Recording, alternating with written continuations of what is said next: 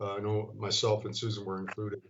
And I found it shocking myself that the age was so low at 12 years old. They could basically override their parents' desires for them. And I don't disagree at all with any of the statements that you made. Any other comments from the Board of Health? Oh, Cammie, you have your hand up. I do, and I actually don't have any Board of Health member comments today, but could we take the formal action of approval of the agenda on the previous item number? There was a motion and a second, but no vote taken. Oh, thank you, Cammie. I appreciate that. Sure, sorry to point that out. Keeping me on task. Okay, so let's have a vote as far as accepting the agenda as presented. We have a Doris made the motion and Dr. Turbush seconded that. All in favor, say aye. Aye. Aye. Aye. Any opposed? Commissioner Bremer, thank you so much for keeping me on task with that. The only comment that I have to make regarding the Board of Health is to, I thought initially that we would be meeting all in person. I appreciate the staff being a little forward thinking, not knowing what everybody's weather would be like in their particular area, and putting this on Teams today. I appreciate that. Kept everybody safe and from having to get on the road if they didn't otherwise have to. I also wanted to make mention of Susan.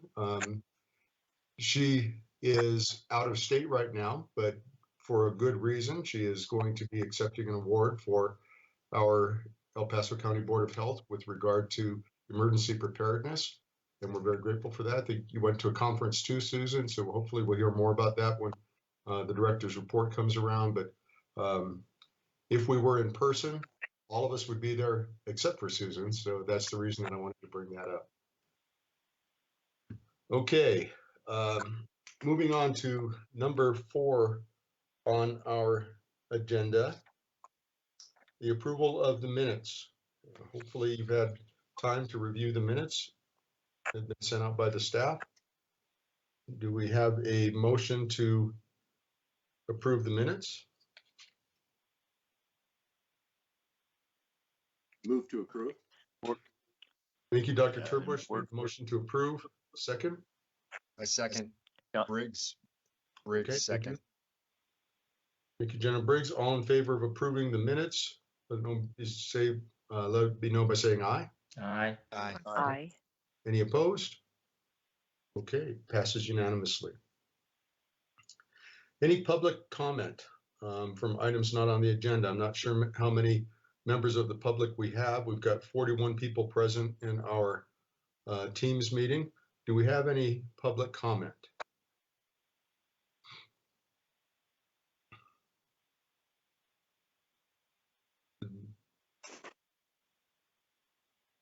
Hearing none, do we have anyone on staff that is aware whether we do or not?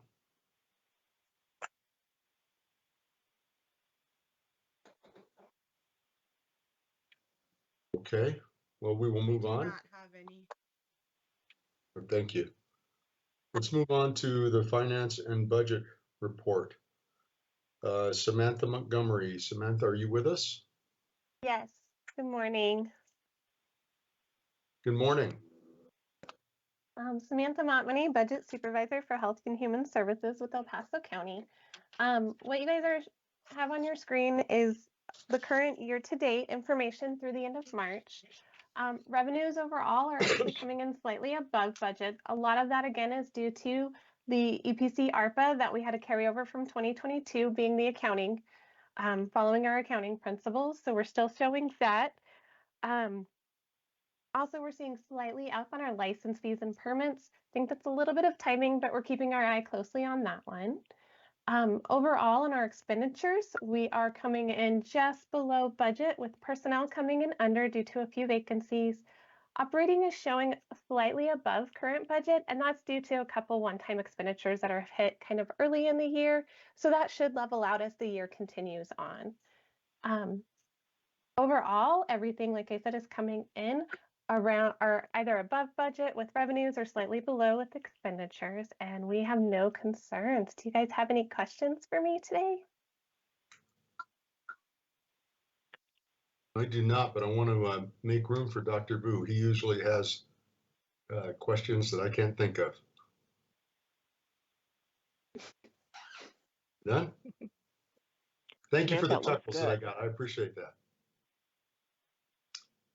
Okay, it looks like I don't see that we need a action required on that item. So Samantha, thank you very much for the presentation and for, again, keeping us on track. We want to make sure that we're always being good stewards of the funds that we're entrusted with. Item 7 on the agenda is a proclamation recognizing National Nurses Week. And it says on my agenda that Kenny Hodges, our county attorney, is going to read that item for us. Thank you, Mr. Chair. I'm glad to. Can I jump in now? You betcha, right now. All right. Thank you, sir. All right. Proclamation of the El Paso County Board of Health recognizing National Nurses Week 2023. Whereas National Nurses Week is celebrated each year between May 6th, National Nurses Day, and May 12th, the birthday of celebrated nurse Florence Nightingale. And whereas National Nurses Week honors the contributions and sacrifices of nurses and serves as a reminder to thank the medical professionals who keep individuals and communities healthy. Whereas the theme of National Nurses Week 2023 is You Make a Difference, honoring nurses as extraordinary individuals who display courage, care, dedication, and commitment in caring for others, and the positive impact they have on everyone's lives. And whereas the American Public Health Association defines public health nursing as the practice of promoting and protecting the health of populations using knowledge from nursing, social, and public health sciences. And whereas public health nurses work to promote wellness and help prevent disease and reduce health risks at the population level through evidence-based care and education. And whereas El Paso County public health nurses serve individuals and families across numerous programs and services, including nurse-family partnership, immunizations, and travel, tuberculosis, disease prevention, reproductive health, and much more. And whereas in 2022, El Paso County public health nurses provided many critical services, including but not limited to 9,602 immunizations, 1,609 reproductive health visits, 2,314 nurse-family partnership home visits, and care for 61 active and latent tuberculosis cases. And whereas the knowledge and skills of public health nurses enable them to make significant contributions to public health through a unique combination of clinical nursing background with knowledge from the public health and social sciences. And whereas it is more important than ever to celebrate nurses across all fields for their unwavering care and dedication for their patients and communities. Now, therefore, be it resolved by the El Paso County Board of Health, the week of May 6th through 12th, 2023 is proclaimed as National Nurses Week in El Paso County, Colorado. Moved, seconded, and adopted by the El Paso County Board of Health at its meeting held on April 26, 2023 in Colorado Springs, Colorado by President Ted Cullis, attests Secretary Susan Whelan. Thank you very much, Kenny. I appreciate you reading that for us. Let's take a motion and a second, and then we'll take some comments if anybody wishes to comment on that. And Councilmember Donaldson, thank you. I see you've joined us. I appreciate you being with us.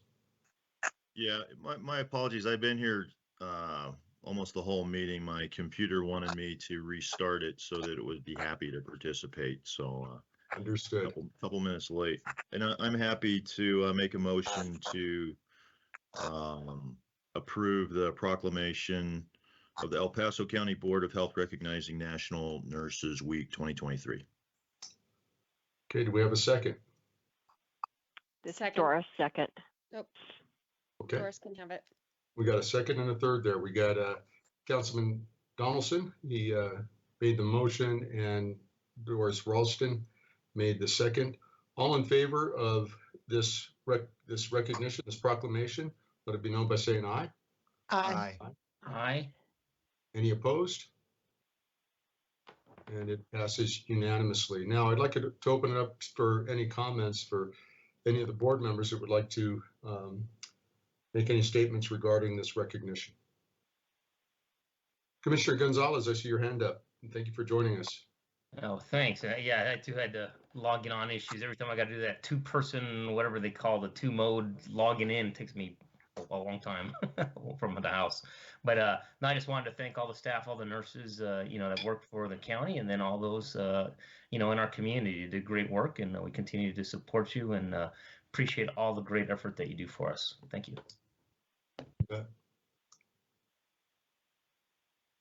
Any other comments?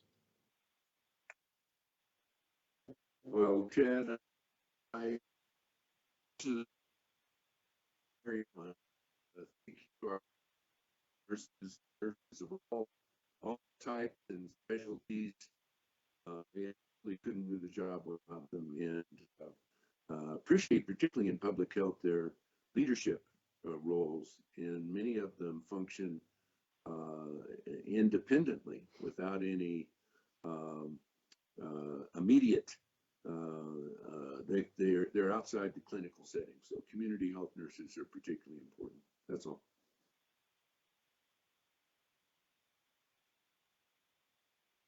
Okay. All right. Well, I also want to chime in and say thank you to our public health nurses and really to everyone that's in that profession. It's one thing to say thank you and appreciate the work that they do. It's more meaningful when you've been on the receiving end of a nurse's great care. And I have been unfortunate enough, I guess, in my life to have been on the receiving end of some really fantastic care from nurses. And they made a difference in my life. They made a difference in my attitude, in my mental well-being as I was recovering from an injury. And so for all of the nurses, all of those that take on that responsibility, I'm very, very appreciative, and thank you. You deserve this recognition. And I see that our Susan has her hand up. Let's go to Susan. Sure. Thank you. I wanted to ask all of the nurses on the call if they could turn on their cameras, and I also wanted to echo the sentiments that our nursing staff, they are essential to the work of public health. We have clinical nurses in areas of immunization, tuberculosis, our reproductive health clinics, and then also more population-based and nurse-family partnership that meets people, moms, where they are, whether it's in the community or at their homes. We have mobile vaccination clinics, and so we rely heavily on our nurses to reach all areas of our county with the services that we provide, and ultimately providing efforts towards overall community health. And so nurses today are recognized, and every day we value the work that they do. And I also just wanted to make a special note and recognition to Deanne Ryberg, who is my deputy director, and she is a nurse as well. And I think that her leadership with our agency has been outstanding. And so wanted to note that as well, that they are essential to the work that we do. So thank you so much. Thank you. Okay, we did have a motion by Councilman Donaldson and a second by Doris to pass this proclamation. Have we voted already? I don't think so. Did we did? Cammie said no. Well, let's vote again. Yeah, you voted before. We did? Speaking. Okay, we did. We did. Great. Well, thank you very much. I certainly appreciate the work of our nurses, and I think Susan kind of hit it when she said that we recognize them today, but we appreciate them every day. And that's certainly the truth. We appreciate the work that they do. Now we're going into the director's report. So it's our director, Susan Whelan. It is your show. Your microphone's off, Susan. Thank you. I have a few updates under my report. to provide, and others that will provide presentations. I first wanted to start off and say that I am at a emergency preparedness and response conference that is put on by the National Association of City and County Health Officials, as well as over the weekend attended a health disparities conference and meeting with others throughout public health and CDC and NACCHO on the work that we're doing and sharing best practices and areas of challenge. We attended an award ceremony last night to be recognized on behalf of our Board of Health and our agency and our emergency preparedness and response team, which we have 7 members. 6 of them attended, and one of them is stayed back in El Paso County to ensure if there was any emergencies that we have a point person there, and that we work very closely with the Office of Emergency Management of the Pikes Peak region. Our agency has been recognized since the early 2000s with numerous Project Public Health Ready recognitions and status. And what that means, the best way that I can explain it is that our agency, we strive for excellence, and we meet a certain criteria that is much like accreditation, a process where you have to demonstrate and cross-rock how prepared you are with not only preparedness efforts, but response efforts for all hazards, planning, exercises, functional, full-scale, tabletops, all of those areas. And we have an outstanding emergency preparedness and response team who currently take care of a 5-county region, which includes El Paso County. And so that's quite the designation for El Paso County, Colorado. There's only a little bit over 500 health departments out of the 3,000 that have this designation. And so there was a celebration last night, and I'm happy that I was able to participate. They did a great job of providing some scholarships for some of us to attend. I also want to note that our emergency preparedness and response program manager, Janelle McNair, presented yesterday a best practice on onboarding.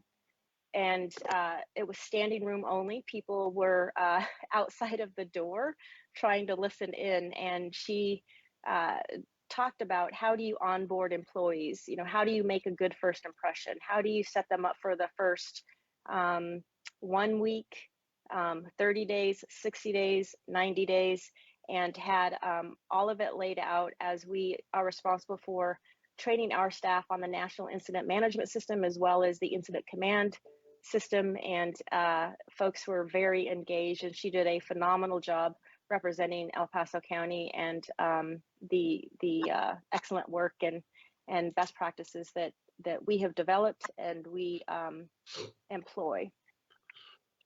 If you can go on to the next slide of,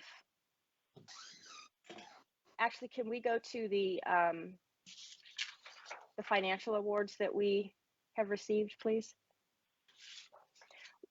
We just received word that we were recognized for our financial management practices, and you'll see up on the slide that one of the areas was a certificate of achievement for excellence in financial reporting for the 2021 annual comprehensive financial report. And then the other one was for outstanding achievement in popular annual financial reporting for the 2021 popular annual report. These are significant. Not many public health agencies receive these.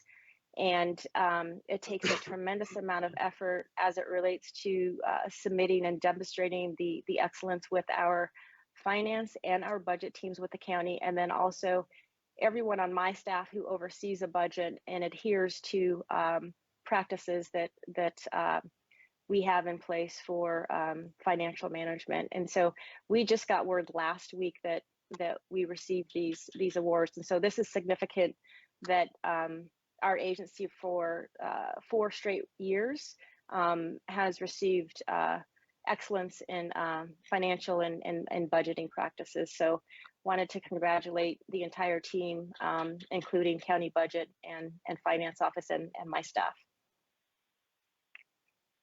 Now, if we can move on to the community health assessment update with Carolyn Gary. Dr. Carolyn Gary is our development officer, and Carolyn, I'll ask you to present an update. If you remember, board members, we had a 101 Board of Health session, which we spent a few hours, and this was a topic of the conversation, as this is a significant effort by our agency. We are statutorily responsible for every 5 years developing a community health assessment and then going on to develop a community health improvement plan with the community. And so it's not solely the health departments, but we provide the leadership to complete the assessment as well as the community health improvement plan. And so Carolyn, if you could provide an update, please. Hello, everybody, and good morning. This is an update in terms of where we are with the process with the Colorado Health Assessment. And if we could go to the next slide, you will see that this is really an 8-phase coordinated process that starts, of course, with planning the process and leads through various aspects. A key component of this is the direct engagement with the community. So phase 6 is what's highlighted right now, and this is exactly where we are right now with the process. We're developing the plan. We're working on reviewing multiple data sets in terms of the various areas that have been highlighted. A key component of this is the engagement with the Healthy Communities Collaborative, and this is representative of 60 partnering agencies and groups that represent our community, and it's their input and their engagement that really feeds how these areas are prioritized. And so with this, we're working right now on the plan development. If we could go to the next slide, the result of this will be our community health assessment, which will be representative of the data within our community as well as those prioritized areas. If you recall from the education session that you engaged with the board with our health planner, Megan Haynes, who's leading this effort, she reviewed some of these data sets that were highlighted, and one of the key areas that has been identified as leading health issues includes suicide as well as access to care. There are other areas as well that have been identified, but those two primary areas, those are areas of focus that will really then drive our how we want to look at resources within the community, how we want to partner effectively within the community, especially as it relates to those leading health issues. The other issues that were also identified include school safety, child and abuse related injury, drug overdose, as well as homelessness. So the content for our community health assessment will include an overview, background information about the process, the methodology that was utilized to create the report, as well as related data indicators and supporting resources and information. Next slide.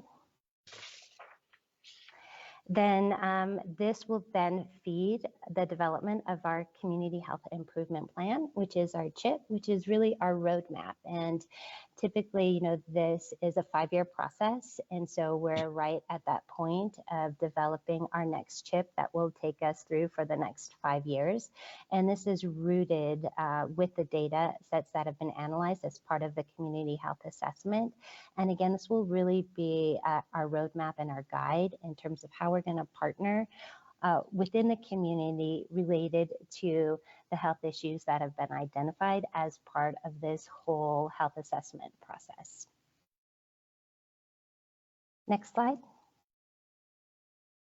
Okay, and so that then leads us into the next piece, which is our partner engagement grants. But I want to pause here and Susan and see if there's any questions at this point.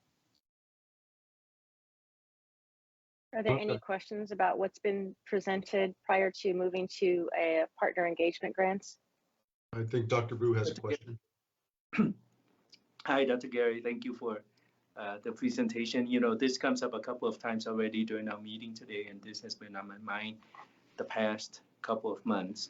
So teen suicide, the last 2 months or so, I understand that in our practice, we have 2 successful completed teen suicides.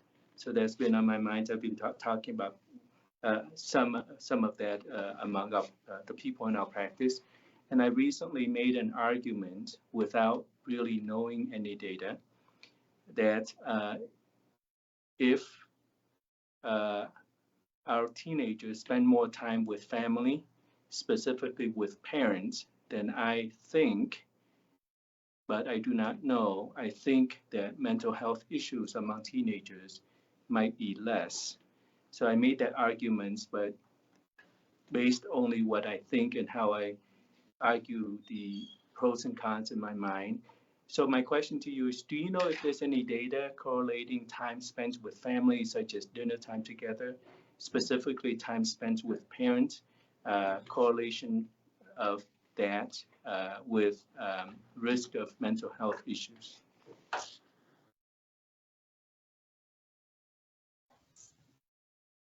So right Carolyn, now, do you want me to take that, or okay, go ahead. yeah, no, you go ahead and then I can follow up, because I know right now there is a thorough data analysis in process as part of the health assessment, and we're actually looking at multiple data sets around these health issues. But Susan, do you want to jump in on that as well? Yes, so I mean, as part of the community health improvement plan, we will have strategies as it relates to some of the issues and the data that is brought forth. And what's going to be different about this year's community health assessment and the community health improvement plan will be all ages. Suicide that we will focus on previously in 2014, when we were put on the map, I should say Colorado Springs is having one of the highest suicide rates among teenagers, 17 years of age and younger.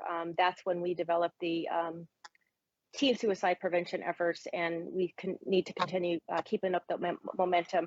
But Dr. Vu, to your question, as it relates to spending more time with family, in general, what we do know, when we decrease risk factors and increase the protective factors, such as connectedness. And so connectedness could be with a trusted adult. That could be a family member or someone outside of the home. We do know that not only in suicide prevention, but other areas of, whether it's violence prevention to self or to others, that the connectedness is extremely important. And so we can dive into some of that, but that is something that we work on with our partners and our youth, as it relates to having kids connected to the community, having safe spaces. So it is an effective strategy to have a trusted adult and to increase those connections. So that's an area that we will expand upon, and hopefully that is helpful to addressing your specific question. Thank you, Susan. Thank you, Dr. Gary. So that is very helpful. And yes, connectiveness, I have not thought about that concept, connectiveness. It does make sense. But to General Briggs' point earlier, and in my mind still, I feel, although I do not know, that there is a difference between connectiveness to peers, connectiveness to other adults, versus connectiveness to the core family members, and specifically connectiveness to parents. But that's only my feeling. So thank you. And I see that Dr. Turbush has his hand up. Well, General Briggs is before me. Go ahead, sir. Okay. Thank you, Dr. Trebush, and I would like to follow up on what Dr. Vu just said. It's certainly important for children and young adults to get connections in the community, but I do not believe at the exclusion of their parents. When you have somebody that will sort of come into a person's life for a shorter amount of time than the experience that they will have with their own family, and then that family unaware that they have another adult inside that loop, that can be destructive. So because now you have conflict within the child about who should they be listening to. And so that's my concern, is that we are using the idea of connectedness and reducing the idea of family in that, and trying to equate those things. And I would agree with Dr. Vu that there is something different about family. Thank you. Thank you. And I did want to clarify, I want to clarify that I'm not saying that we're not promoting to have a trusted adult other than family. I mean, family is core.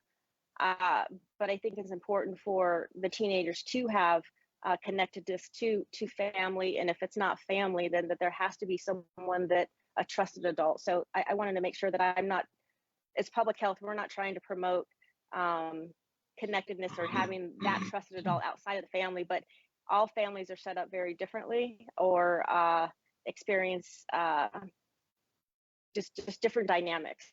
And so I think that at the core is, having a trusted adult, someone that you can count on, and just feel connected. And we can expand upon that at a later time. We are planning to launch a suicide visualization data dashboard with information and strategies, but that will go along with the community health assessment in the future. And we can drill down on effective strategies and really what are we talking about there. So families can have that information. And we do have information for families that were created by parents on our website as it relates to teen suicide prevention. So they put information together in a resource guide. So in our teen suicide prevention work group, we have interdisciplinary partnerships, as well as people with lived experience, and also parents that participate within our suicide prevention work. Thank you, Susan. We've got a couple of other hands up. I don't know who was first, Dr. Trebush or Councilman Donaldson. I'll go quick. Dr. Vu, while you were speaking, I did a very quick internet search, and I sent an article. I just sent it to Susan. Maybe she could distribute it to the other Board of Health members. But the significant increase in single-parent families versus two-parent families of teen suicide. In fact, the significant increases, all causes mortality are higher in single-parent versus two-parent families. So I don't know if you can extrapolate from that, but there's a data point. Thank you, Dr. Trebush. Councilman Donaldson. Yeah, thank you, Ted. And my request or comment would be that on Colorado Springs City Council, we just had an election. We have 4 new council members, one of whom has a real interest in kind of highlighting mental health, I think particularly suicide. And there have been a few comments made which were very broad, that El Paso County is the worst or in last place. I would appreciate if, as long as this is, the rest of the board thinks this is useful, maybe a presentation in the next month or two on mental health, or especially suicide in the county overall, not just teenagers. And if we could, with a comparison to other, similar cities, I believe altitude has something to do. We don't know why, but people who live at altitude have a higher suicide rate, the military installation here. Is that something that we could do, or do others think that would be useful? Well, I, for one, think it would be useful, and I'd like to see that as well. I see a thumbs up from General Briggs. Susan, is that something that staff can provide? Yes, and we would be happy to do so. We, as part of the community health assessment and all of the data points in there, I do plan to provide a presentation at the next Board of Health meeting as it relates to opioids, and then filter out fentanyl, because we are also working on a data dashboard visualization of opioids and the impacts in El Paso County and others in comparisons. But we also are working on a suicide dashboard as well to have unfiltered information. And I think, to your point, Councilman Donaldson, is that sometimes you hear things in the news or various different places, and what we would like to do is provide unfiltered information on data. And then also we have a strong partnership with our coroner's office, Dr. Kelly, as well as Dr. Emily Russell. And so this is something that we would be interested in doing. And so next month is May. So I would probably go for June or May if that's doable. Okay, I believe next month is Mental Health Month, and so whenever is doable, but it's kind of what you're getting at. I think it's useful to have a refresh on the facts versus just bold, broad statements. We're the worst. So thank you. Yeah, thank you, Dr. Councilman Donaldson. I appreciate that, because I very acutely remember 2014, and what can often happen is that sticks in people's minds, and they think that, oh, we were the worst then, we must still be the worst. And I would like to see how things have transitioned since that point. So Susan, whenever you could get that together, I would appreciate it as well. And yeah, we'll get to that together quickly. We have the data, we have the information, and we can pull that together. I did want to emphasize what you both brought up, is that there's a tremendous amount of work that is going on in the community as it relates to all ages suicide prevention, and all of the efforts are making a difference. Do we still have suicides, and is it a problem? Yes. However, I mean, there's a lot of strengths to look out, as a county and as the various cities. So I do want to point that out, because a lot of times we jump to, the worst, here's the problem, but also we can't forget all of the good work and the passion with a purpose that's going into this, and acknowledge that work, because it's heavy work and there are people that are making a difference. And so I did want to acknowledge that. And I'm not sure if there's another hand up, or if it's Commissioner Gonzalez's from previously.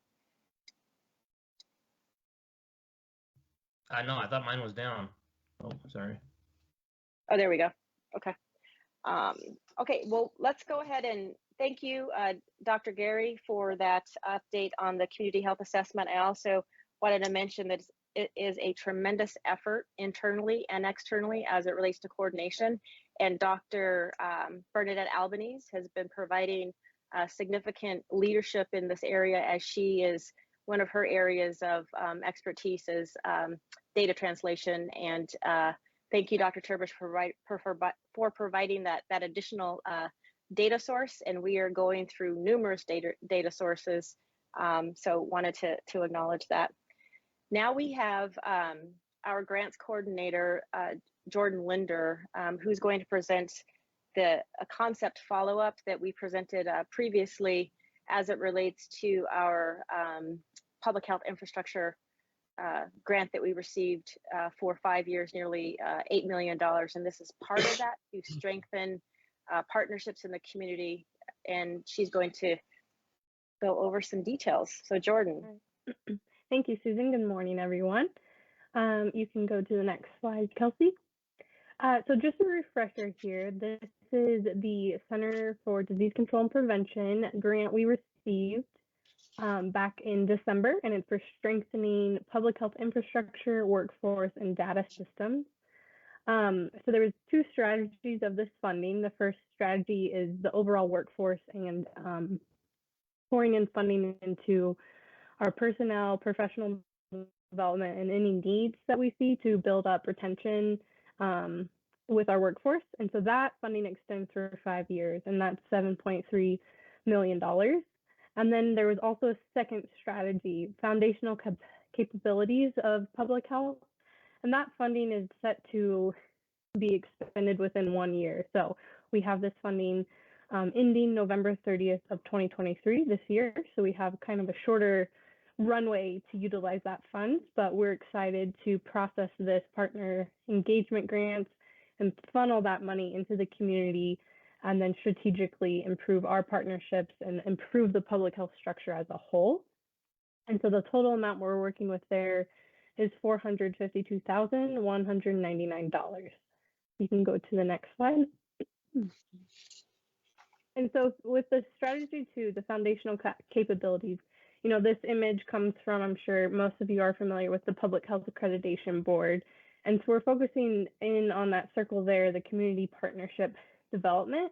And on the right side of the slide, these activities, this community partnership development, came directly from the CDC and their identified example activities that we could use this strategy 2 funding for. So really to build up systems and processes to collaborate with community organizations doing behavioral health work and just really being able to serve our community to the best we can as an entire system. So you can go ahead and go to the next slide.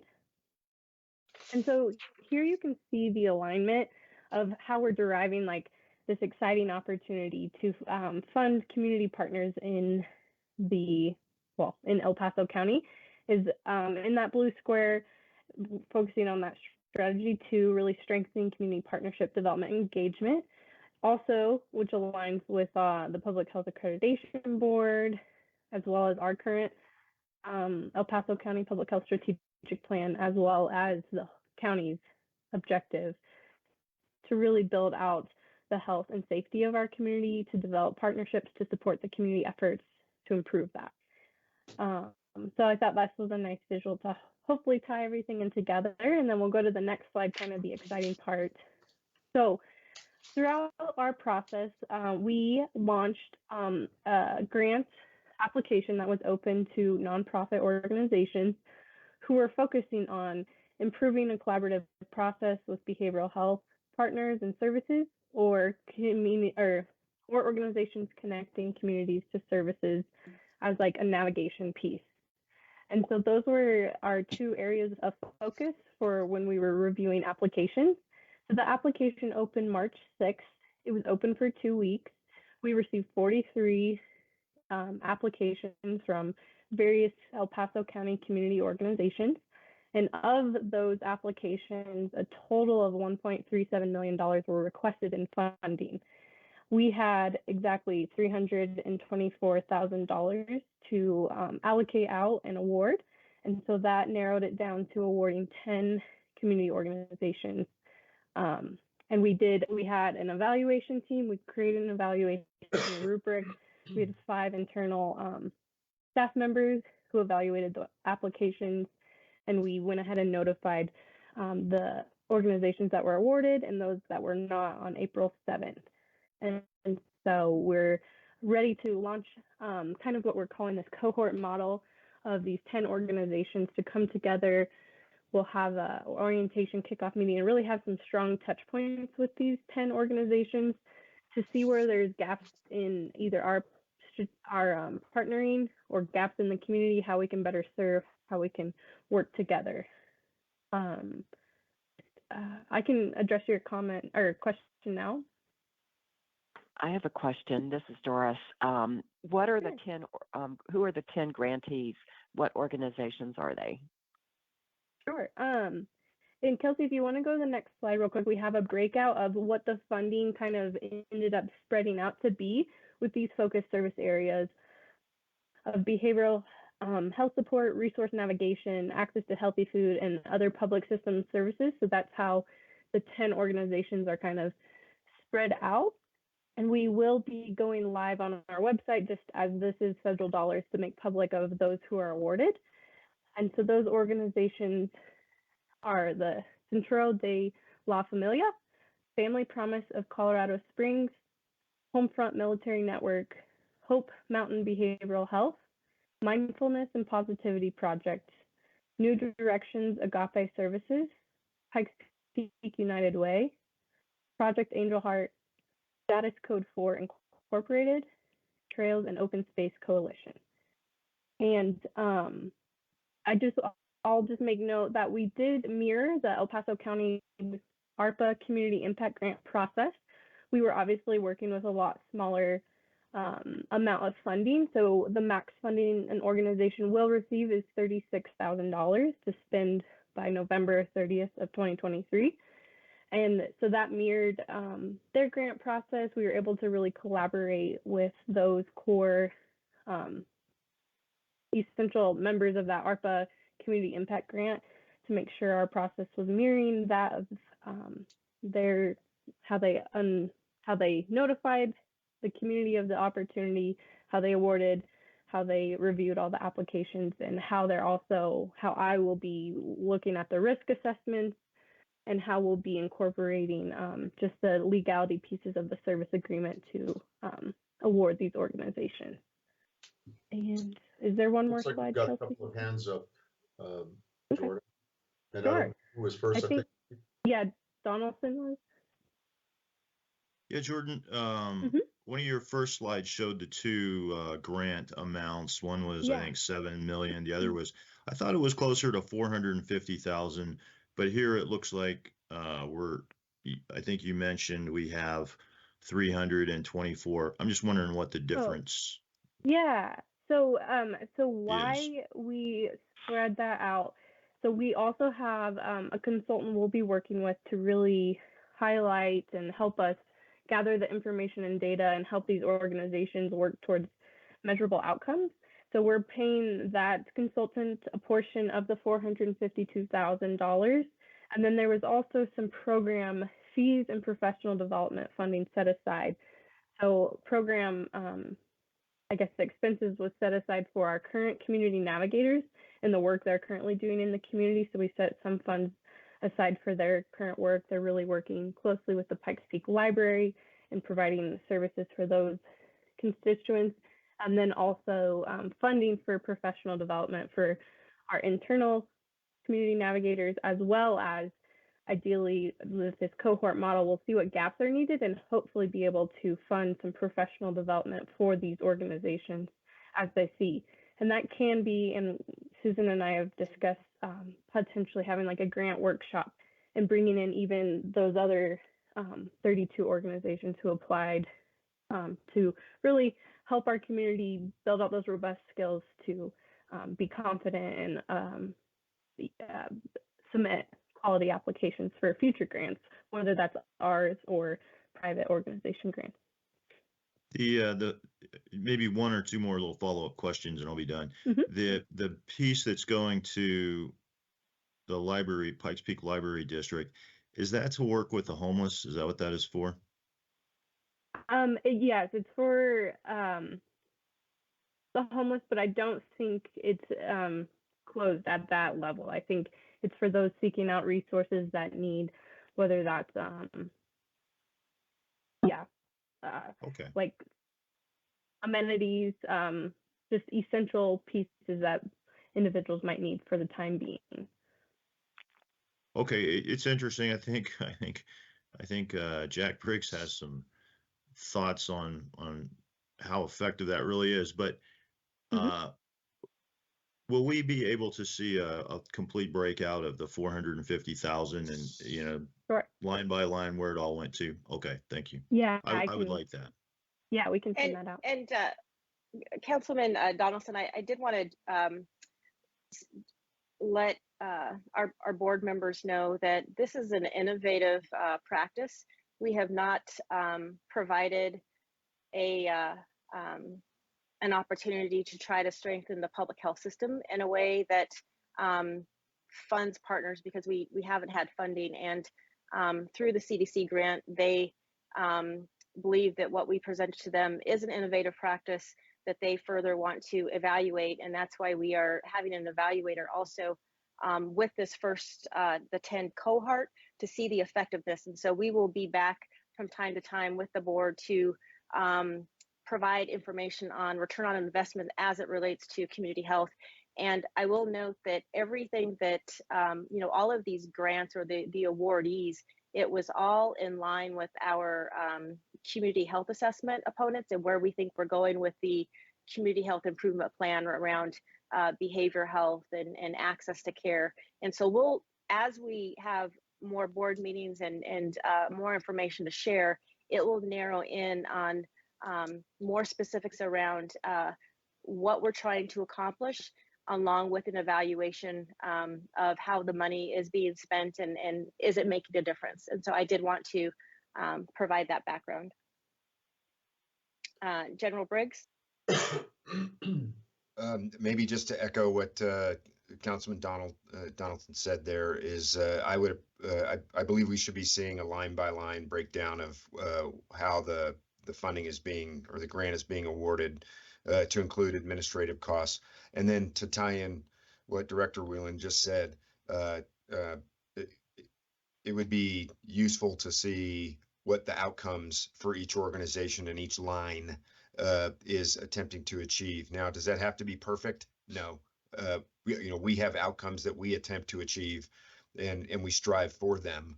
But having those two things will give us the opportunity to have oversight on where this might be going, because this is a powerful opportunity, and we just want to make sure that we provide our responsibility of due diligence as a board. Thank you. And if I can jump in on that, General Briggs, I appreciate that. It's not, and Jordan, please hear this, it's not a questioning of what you're doing. What it is bringing us to a full level of awareness so that we can speak intelligently about where the grants have gone, who was granted the money, and what the money is being used for. So please hear that. Yeah, thank you.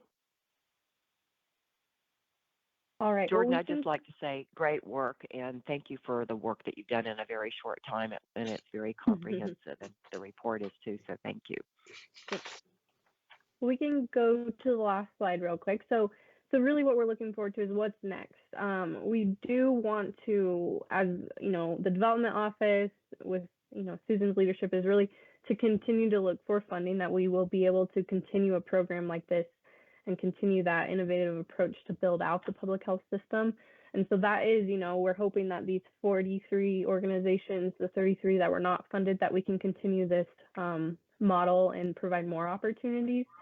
And so that's the goal, that's the future, and we'd really like to keep engaged with those community partners that were excited about the opportunity.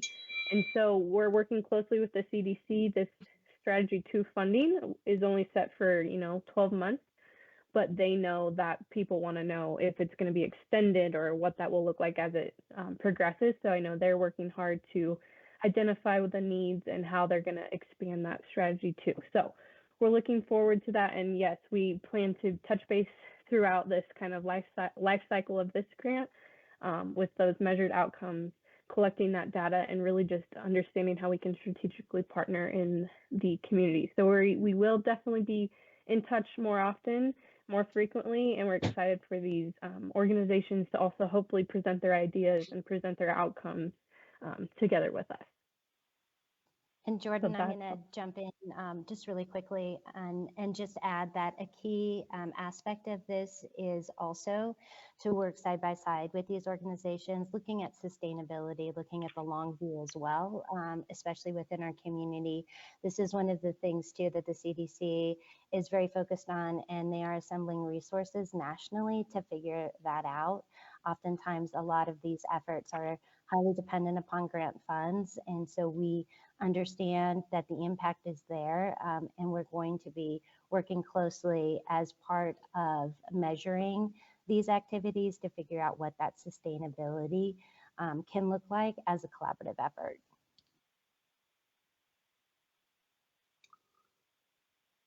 Thank you, Jordan. I appreciate the information, the presentation, and we look forward to hearing all of the good work that this money is going to.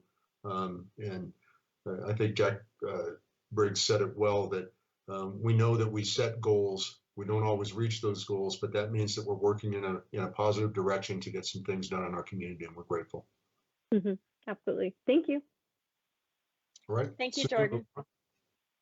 And I have one more topic to bring up, and that's the topic of fentanyl, and specifically xylazine and fentanyl. I have Dr. Paul Mayer, who is one of our co-medical directors, and since this has been a hot topic, wanted to bring it before you to have some unfiltered information. And I do know that we worked with the Colorado Department of Public Health and Environment to put out a health alert network to the medical community on this topic, and wanted to provide some information and give an opportunity to do a Q&A as well. So Dr. Mayer, if you could provide an update, please. Yeah, you bet. Yeah, I just wanted to make you aware of new sad development in opioid abuse. Xylazine is a veterinary medicine used as a tranquilizer. It's actually similar to one of our blood pressure medicines, clonidine. And the way in which it induces a coma is actually not completely understood. The thing that's unfortunate is that it's some of its effects add to the effects of opioids, decreasing heart rate, decreasing respiration rate, and inducing coma. And so they tend to make opioids, fentanyl in particular, more lethal. The people who abuse opioids want this effect because it seems to prolong the effect of the opioids, of feeling altered, is extended by the xylazine. Some of its other effects are unfortunate. It can cause very intense, what's called vasoconstriction, or narrowing of the arteries, and that can cause tissue necrosis, death of tissue, and even lead to amputations, which is very unfortunate. One other concerning thing about this medication is it's not reversed by Narcan. Now, in a situation where somebody encounters somebody who has overdosed, we still strongly recommend the use of Narcan. If you look at xylazine-associated overdose deaths, I believe that some statistics would say about 98% of those also involve fentanyl, and the Narcan can reverse the fentanyl component of their overdose, hopefully lighten them up a little bit so that they can start breathing again and get EMS there in time. But as a direct effect, Narcan does not help with the xylazine component of the overdose, which is very unfortunate.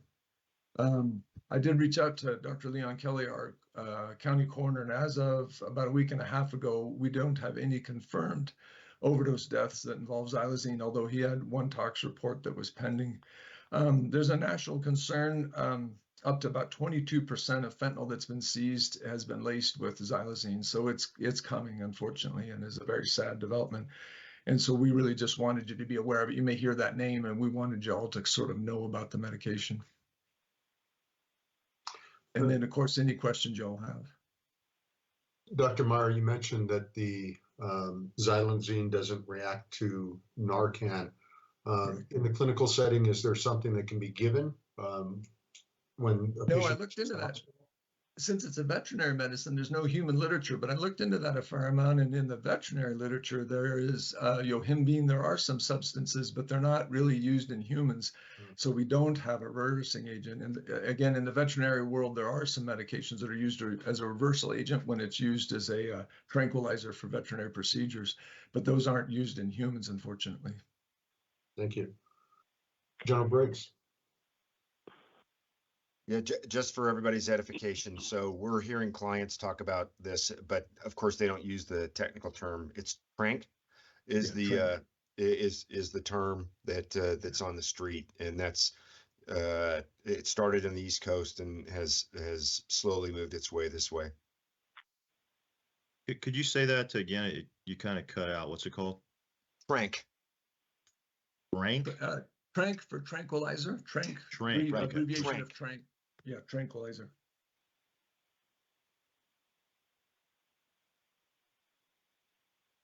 So are they getting it from, are they stealing it? I mean, where's it coming from? Other countries? I'm just curious on how they're getting this. You know, it's being laced into the fentanyl that they're getting. So as they're buying their fentanyl, which is, as you know, manufactured largely overseas, actually, this is being laced into it. Okay, thank you for that clarification. Any other questions or comments? Dr. Mayer, thank you. I appreciate that. And also wanted to make note that we started a quarterly publication on opioids. You all should have received this publication from our, it's called a data brief. And we've been working with many of our county partners, and it's on our website as well. But getting to the point where we want to have unfiltered information coming directly from public health in the county. We have worked with Dr. Kelly, District Attorney Michael Allen, the Executive Director of the Department of Human Services, Stacy Kewick, Sheriff Roybal. There's a number of different county leadership as well as public information officers, and we also broke out a data group that is working on data dashboards to assist with this. And so we did send out our first quarterly publication. It has the basics of opioids. We are getting some questions around folks that are not familiar with fentanyl. Do I need to worry if I'm purchasing Skittles at the store?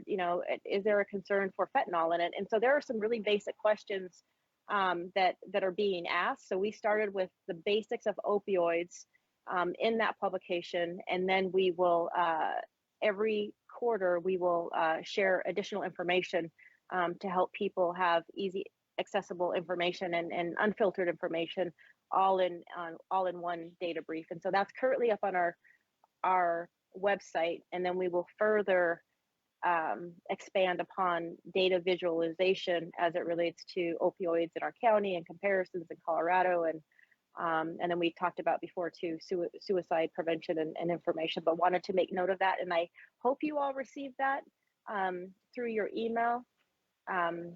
If you did, maybe please shake your head up and down, or if not, then we need to resend that. I'd appreciate if you resent it, Susan. I think you Okay. can speak for a lot of the board members that we get a lot of emails, and if it's not identified as such, we get a lot of emails that are going to the county that really aren't pertinent to us. So if you identify it to us, then I'm sure that we'll open it and make sure that we read it. I'll make sure to get that out today. And Dr. Meyer, looks like you have your hand up. Susan, this is Glant. My email was finally fixed yesterday. Your associate worked with my town manager to get it opened up, so I did not receive it. Thank you, Mayor.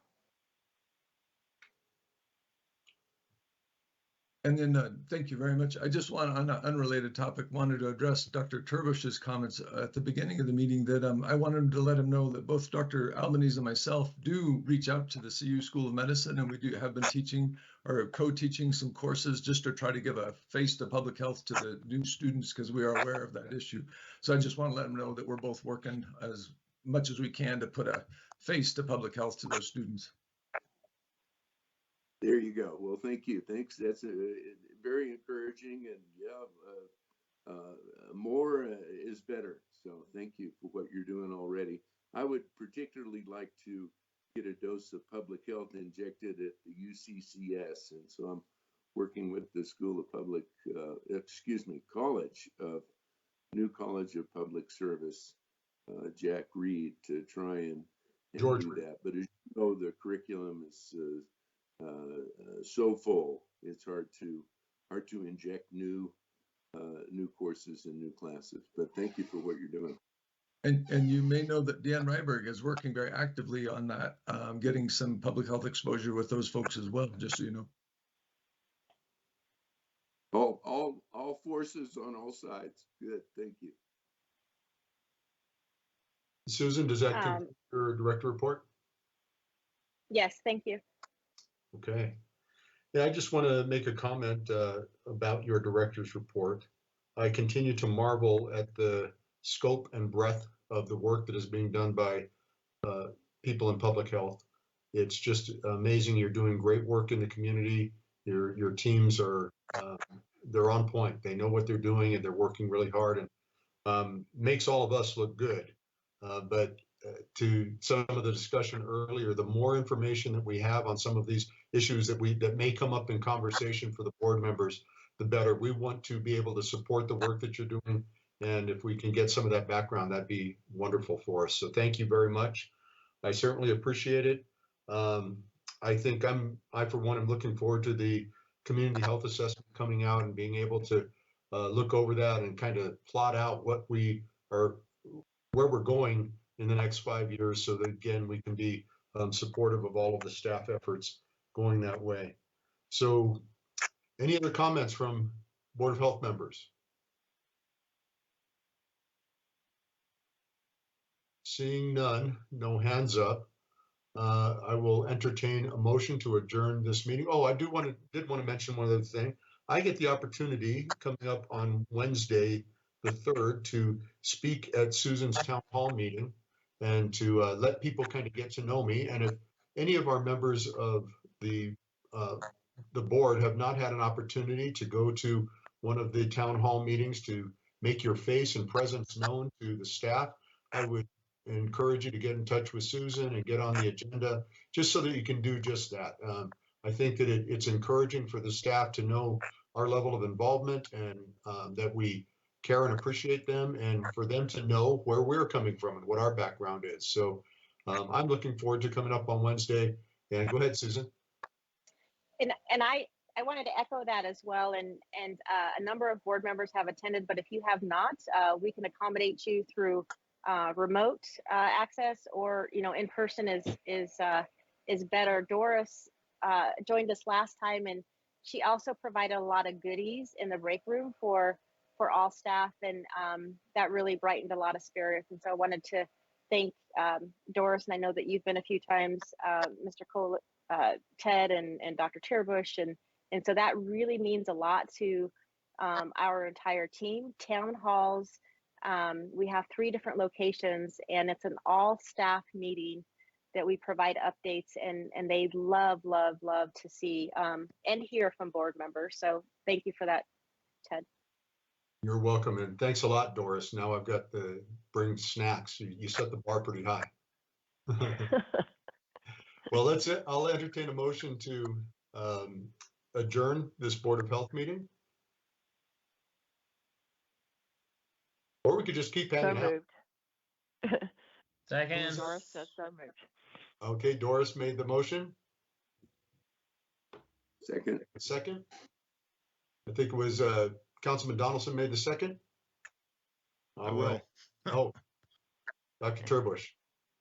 All in favor of adjournment of this meeting, say aye. Aye. Aye. Aye. Aye. All right, all. We'll see you next month. Thank you very much for everything Thank you you. do. Ted, Okay. before you jump, Thanks, Ted. Great, Bye-bye. great meeting. Yep, I won't Thank jump you. out. this is Jack. Can I just give you a quick phone call? If you could give me a phone number to call